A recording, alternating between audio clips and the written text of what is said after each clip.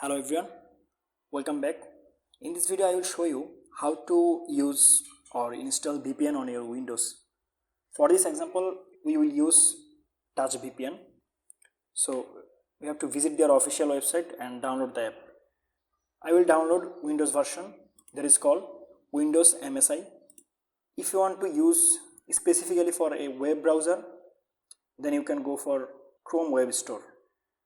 So as you can see, I have downloaded Touch VPN. Double click on it and check I accept and then click on install. So now installation successfully completed. Now we will open this, we will accept and continue. Now you can click here to connect. It will automatically connect to an optimal server. Now if you want to turn it off, then you have to click on once again. So this is how you can use VPN on your Windows. You can use NordVPN, ExpressVPN, whatever you want to use. So that's it. Like and subscribe for more tech tips.